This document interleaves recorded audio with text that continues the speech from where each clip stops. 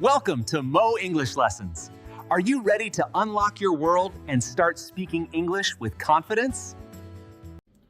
Hello everyone and welcome to English with Mo. This is Muhammad Sedky, your English teacher.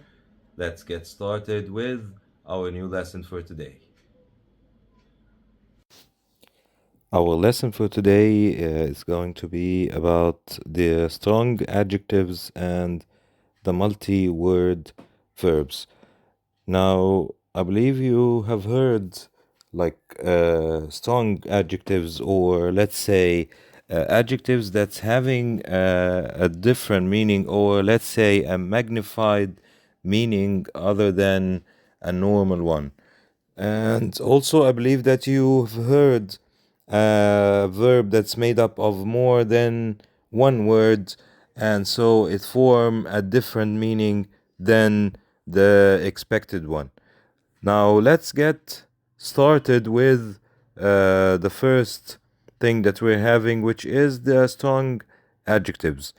Now, a strong adjective here, it means an extreme adjectives, or in other words, it's an adjective that gives a stronger meaning than normal adjectives. So, in other words, we can say that the strong adjectives, it gives a more magnified meaning for or let's say a maximize meaning for the normal adjective. So as we can see in the examples here, a word such as very big, again we can use, instead of using the word very to express how big that thing is, so we can say the word huge, and it gives the same meaning, but it expresses a more stronger meaning than the other one.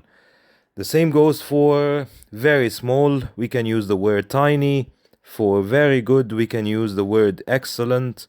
For very bad, we can use terrible. And for very tired, we can use a word exhausted. So generally, the strong adjectives, it gives a stronger meaning than a normal adjective. Now, moving to the multi-word verbs. So, as we just mentioned, so it's made up of two or more words, and it's usually made up of verb plus preposition or a verb plus adverb. Now, the meaning often changes completely than the original one. As we can see in the examples here, look after. So if we check for the meaning of each word separately, so it will be having a totally different meaning, the word look and the word after. But if we use them together as one word, so here the word look after means to take care of someone or to take care of something. So you need to look after your brother or your sister. So it means you need to take care of them. Now, give up, it means to stop doing something. Turn on and turn off, of course, means to switch something on or to switch something off. Take off, it means to remove your clothes, or an airplane that leaves the ground. Run out of means that something have finished, whether it's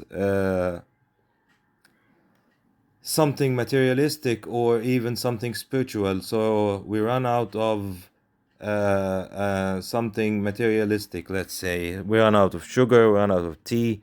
So it means that we don't have no more of this item. That's pretty much our lesson for today. Thank you very much for watching, and see you next time.